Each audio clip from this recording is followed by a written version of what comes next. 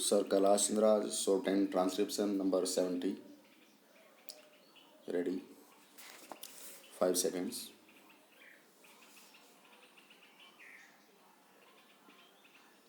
Mr. Vice Chairman, Sir, I am obliged to the House for the general support this measure has received.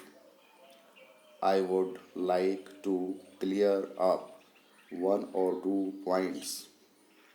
I would begin by saying that this act, when it was passed and as it stands today on the statute book, is intended only to regulate and control industries.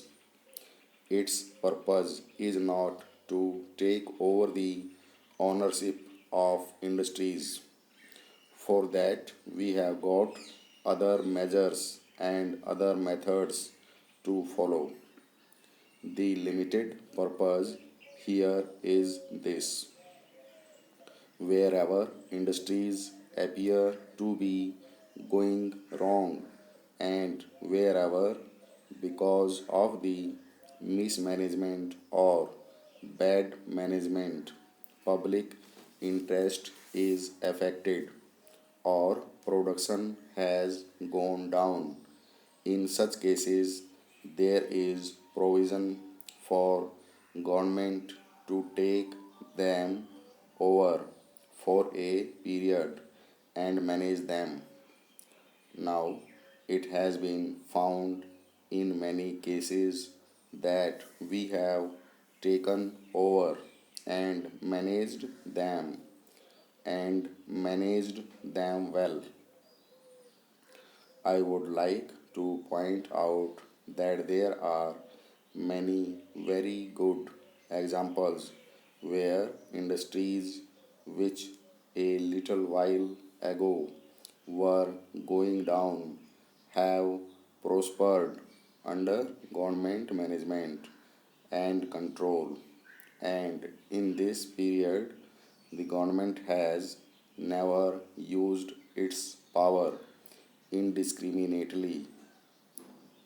In all these years, 12 undertakings were taken over and then handed back. 7 undertakings are today under the management of the government.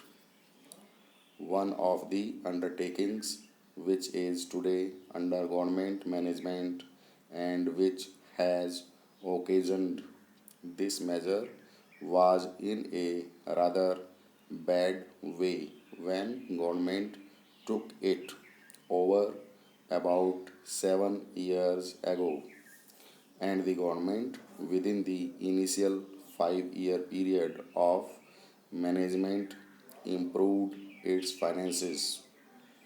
Its profits have gone up, its reserves have gone up. The concern has considerably improved, but then it was again thought that it has to be continued under proper management, and government are of the opinion that this management has to continue. If the existing law remains as it is today, there is no course open to the government but to hand it back to the shareholders. This is one of the reasons why this measure has been brought forward before this House, because the law as it stands today does not permit more than one extension of such management. So I think that clears the point which was raised by some of my friends. There is nothing like unlimited extension. This act is not meant for government to virtually take over industries and continue indefinitely in control of them. I am in sympathy with some of the views expressed. It is true that we should take responsibilities which we should be able to discharge well, and I think even the most critical members will be satisfied that we have taken such responsibilities very selectively and discharged them well. It may be that there are certain concerns which were really beyond redemption, yet we have been making a sort of effort, and that effort is well worth it. Now, take the case of India Electric Works. Even as a working concern, it is still in bad shape. The government were compelled to take it over because otherwise it had to close down, and a large number of workers were to be thrown out of employment. That was one of the reasons why we took it over. But then we cannot go on taking indefinitely such responsibilities at the cost of the taxpayers' money. There is a limit to it. And what is the limit to such cases?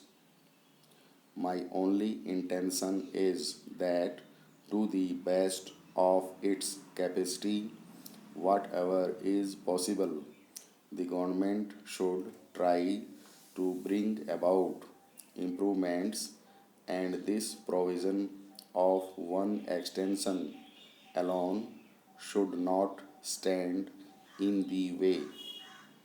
Therefore, the amending bill gives powers to the government to extend control by periods of 2 years at a time, but by not more than 10 years in all after the expiry of the initial period of 5 years. In that period, it is supposed that the concern would be set in order.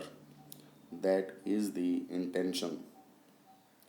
I am sure that this amendment will be helpful both to the private industry as well as to whatever the government does in such cases.